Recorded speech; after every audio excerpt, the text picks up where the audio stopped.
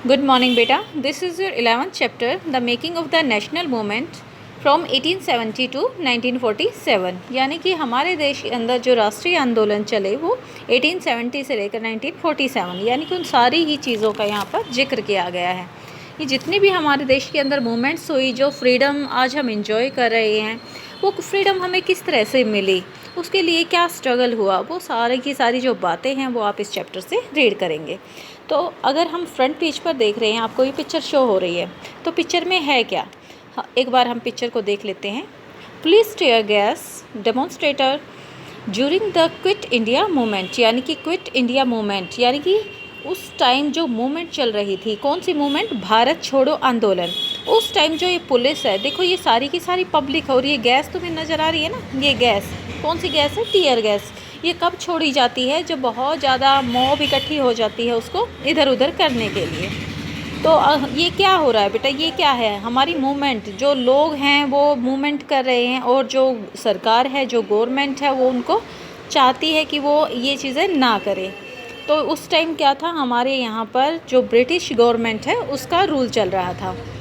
तो अगर हम बात कर रहे हैं हमारे पुराने चैप्टर, यानी कि इससे पहले जितने भी चैप्टर हमने पढ़े, हम क्या पढ़ रहे हैं, वो सारी चीज़ें पहले आपको यहाँ पर बताई गई हैं। अगर हम एक नज़र डालते हैं इन सभी डॉट्स के ऊपर, तो इन डॉट्स के अंदर है क्या, the British conquest of territories and take over of kingdom, यानी कि जो अंग्रेज़ थे उन्होंने किस तरह से हमारी टेरिटरीज़ को कंक्वेस्ट किया, और हम किस तरह से उन्होंने हमारी जो हमारे भू क्षेत्र है या रियासतों पर उन्होंने टेक ओवर कर लिया, अपना बना लिया, किस तरह से उन्होंने। फिर सेकंड है आपका इंट्रोडक्शन ऑफ न्यू लॉज, उन्होंने नए नए कानून बना दिए। एडमिनिस्ट्रेटिव इंस्टीट्यूशन, और किस तरह से उन्होंने अलग अलग एडमिनिस्ट्रेटिव इंस्टीट्यूशन की शुरुआत की।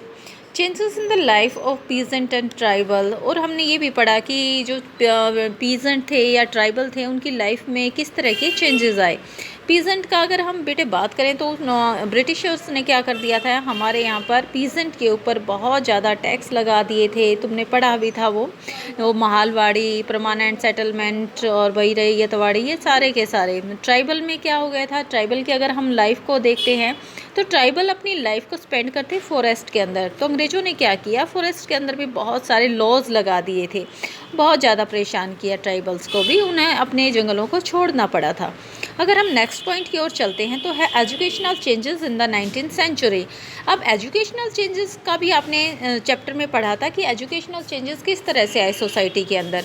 इस तरह से आए थे कि भाई हमारे यहाँ पर किस तरह से इंग्लिश जो लैंग्वेज थी उसको शुरू कर दिया गया, क्योंकि ब्रिटिशर सोचते थे जो ये इंडियंस हैं, ये क्या हैं, इंडियंस को कुछ नहीं आता, हमें तो वो ऐसी नज़रों से देखते थे कि भाई हम तो उनके आगे बिल्कुल कुछ है ही नहीं, इन्फीरियर मतलब आइज से हमें देखते थे वो। फिर है debates regarding the condition of women. फिर हमारी सोसाइटी के अंदर जो वुमेन्स की कंडीशन है उनकी रिगार्डिंग बहुत सारे डिबेट्स हुए, तुमने देखा भी होगा, बहुत सारे सुधार भी हुए, चाहे वो सती प्रथा थी, चाहे वो चाइल्ड मैरिज थी, बहुत सारी, और भाई जो गर्ल्स एजुकेशन थी उस सिस्टम में भी काफ़ी सुधार हुए थे। फिर नेक्स्ट में हमने पढ़ा था challenges to the caste system. तो जो हमारे कास्ट सिस्टम था हमारे देश के अंदर, बहुत ज़्यादा मतलब कास्ट सिस्टम को बढ़ावा दिया गया था पहले, ठीक है, उस चेंजेस को मतलब चैलेंज किया गया कि भाई जो हमारे देश को 4 कैटेगरीज़ में बांट दिया गया है, जिस तरह से पहले होते थे ब्राह्मण, क्षत्रिय, वैश्य, शूद्र। तो इस तरह से फिर उन्होंने कहा कि जो हमारी सोसाइटी है उसमें सभी इंसान क्या है, इक्वल होने चाहिए। ये सारी चीज़ें हमने पढ़ी हैं।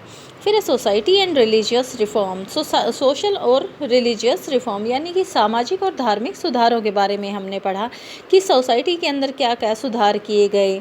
भाई रिलीजियस रिफॉर्म कि भाई धर्म के अंदर जैसे पहले क्या होता था, भाई जो गर्ल चाइल्ड पैदा हो जाता था तो उसको मार भी दिया जाता था, बलि देना, इस तरह की बहुत सारी चीज़ें होती थी, जो कि बहुत सारे सुधार किए गए थे। फिर है the revolt of 1857 and it's aftermath, यानी कि 1857 में जो रिवॉल्ट हुआ था, जो विद्रोह हुआ था, उसके बाद की जो सिचुएशन थी। अब लोग क्या थे, सेटिस्फाइड नहीं थे ब्रिटिश गवर्नमेंट से, इसलिए तो उन्होंने रिवॉल्ट किया था, लेकिन वो सक्सेसफुल नहीं हुआ। बाद में दोबारा से ब्रिटिशर्स ने क्या कर लिया था, इंडिया के ऊपर अपना कब्जा कर लिया था, ठीक है। फिर है the decline of craft and growth of industries. तो हम अगर बात कर रहे हैं डिक्लाइन की, किसका डिक्लाइन? क्राफ्ट का। और ग्रोथ ऑफ इंडस्ट्रीज़ का ग्रो होना, बहुत ज़्यादा बढ़ जाना। तो क्या किया इन ब्रिटिशर्स ने हमारे साथ? ब्रिटेन के अंदर इतना ज़्यादा इंडस्ट्रियलाइजेशन हो गया और हमारे यहाँ पर जो प्रोडक्शन होता था एज अ रॉ मटेरियल वो क्या करते अपने देश में ले जाते थे, वहाँ पर वो मशीनों के थ्रू क्या करते, प्रिपेयर करते थे गुड्स को, और फिर वो उसको कहाँ से यहाँ पर अपने ही देश के अंदर सेल कर देते थे, यानी इंडिया के अंदर। तो हमारे यहाँ का जो क्राफ्ट था वो एक तरह से बुरी तरह से डिक्लाइन हो चुका था। तो बेटे ये सारी चीज़ें आपने पढ़ी, ये सारी ही चीज़ें आपने हिस्ट्री के अंदर पढ़ी अब के साल।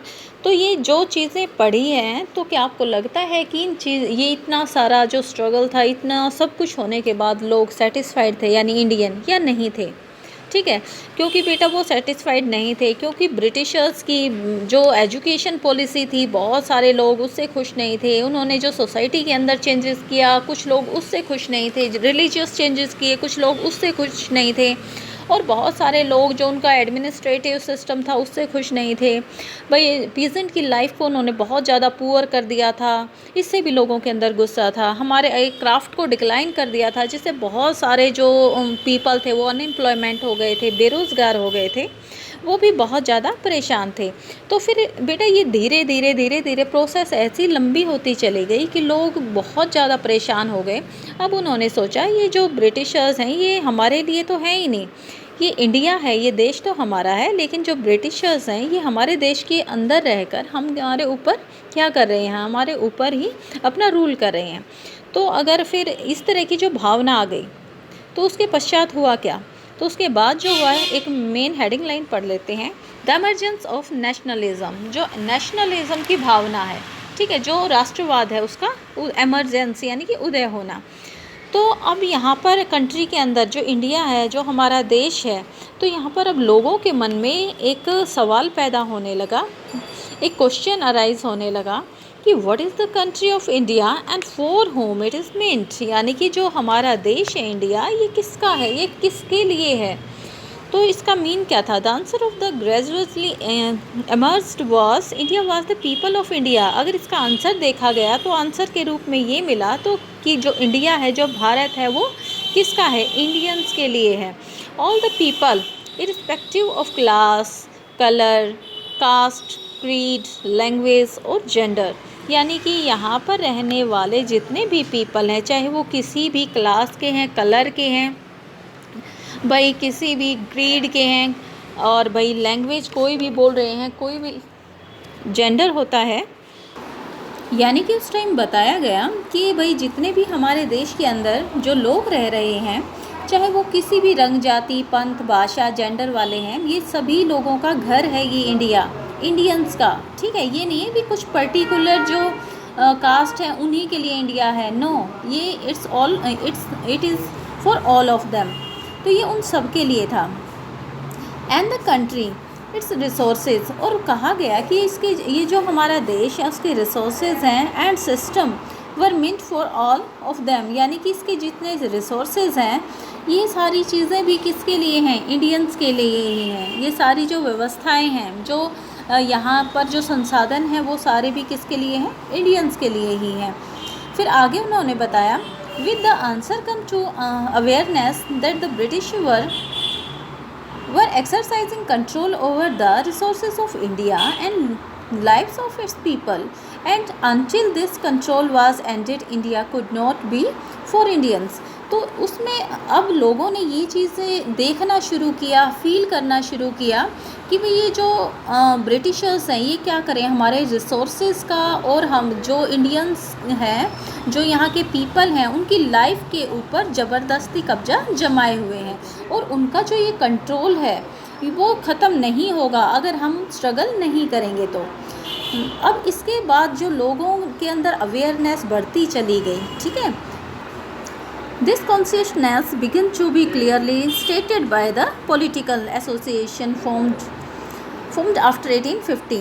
तो ये जो कॉन्शियसनेस थी, यानी कि जो चेतना थी, 1850 में क्या हो गई, बहुत ज़्यादा उस टाइम पॉलिटिकल जो एसोसिएशन थी वो फॉर्म होने लगी, और उन सब के अंदर ये चेतना दिखाई देने लगी। तो अब लोग काफ़ी ज़्यादा अवेयर हो गए थे। 1870 से 80 के बीच में ये जो चीज़ें थी, ये मतलब लोगों की जो फीलिंग्स थी अपने देश के प्रति बहुत ज़्यादा डीप हो चुकी थी। तो अब क्या था कि भाई जो most of these were led, यानी कि अब बहुत सारी पॉलिटिकल एसोसिएशन बनने लगी। कब बनने लगी? 1850 में भी बनी, और 1870 से 80 तक भी बहुत सारी पॉलिटिकल जो एसोसिएशन थी वो बन रही थी।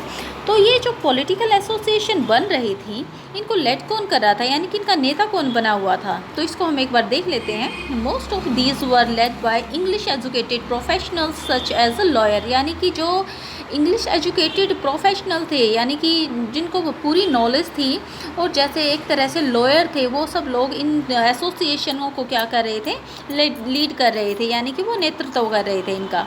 The more important one were the Poona. अगर हम बात करें बेटे अब यहाँ पर एसोसिएशन की, तो पहले अगर हम बात करें तो ये है हमारी पूना सार्वजनिक सभा। पूना सार्वजनिक सभा के बाद है इंडियन एसोसिएशन, फिर उसके बाद है मद्रास महाजन सभा, और भाई बॉम्बे रेजिडेंसी। ये सारी ही एसोसिएशन इस तरह की थी। इनके अंदर क्या थे? जो इंडियंस जो नेशनल कांग्रेस थे कि ये सारे ही एक तरह से